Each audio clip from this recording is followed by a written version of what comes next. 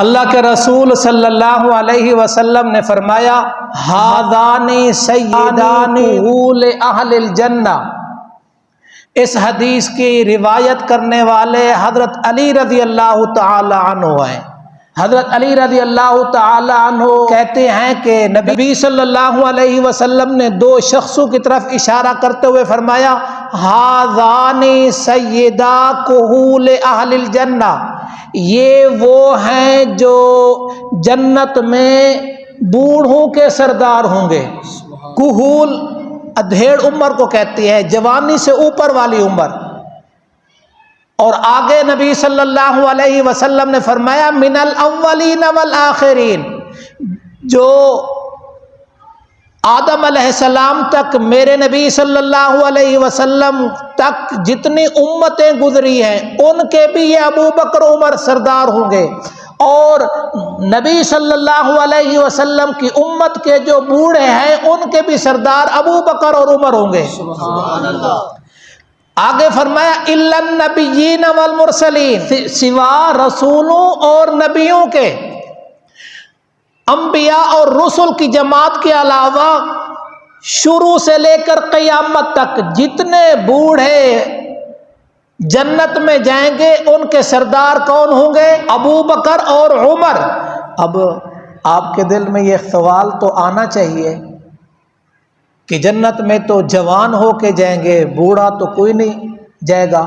اللہ نے جنت بنائی ہے اولڈ ہاؤس سے نہیں بنایا، تو پھر کیا مطلب؟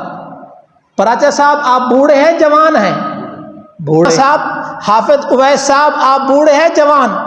جوان۔ جو بوڑھے مومن بڑھاپے میں فوت ہوں گے وہ بھی نوجوان ہو کے جوان ہو کے جنت میں جائیں گے، جو جوان ایمان والے فوت ہوں گے وہ جوان ہو کے جنت میں جائیں گے، لیکن جو بوڑھے ہوں گے وہ بھی جوان ہوں گے، ان بوڑھے جوانوں کے سردار ابو بکر اور عمر ہوں گے۔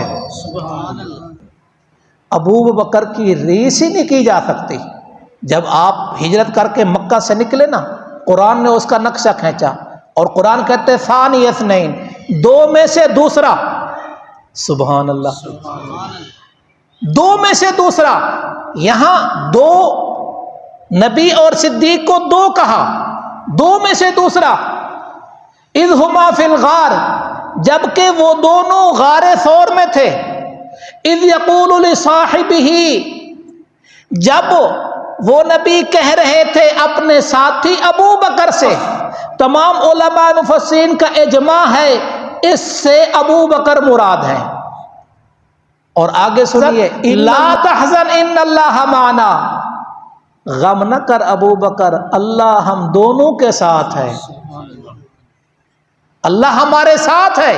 اور سورۃ الضحیٰ سے پہلے کون سی سورت آتی ہے؟ سورۃ اللیل۔ سورۃ اللیل، اس کی آخری آیت وَلَسَوْفَ يَرْضَىٰ،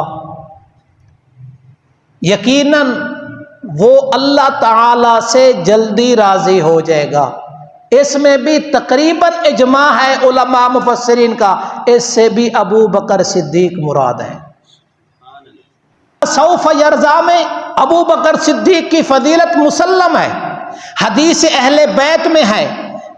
محمد جعفر اپنے والد محمد باقر سے، اور وہ اپنے والد زین العابدین سے، اور وہ اپنے والد حضرت حسین رضی اللہ تعالی عنہ سے، اور حضرت حسین اپنے والد حضرت علی رضی اللہ تعالی عنہ سے، اور حضرت علی نبی صلی اللہ علیہ وسلم سے یہ ارشاد نقل کرتے ہیں کہ سورج جن جن چیزوں پر طلوع ہوتا ہے ان سب سے ابو بکر صدیق کی فضیلت ہے۔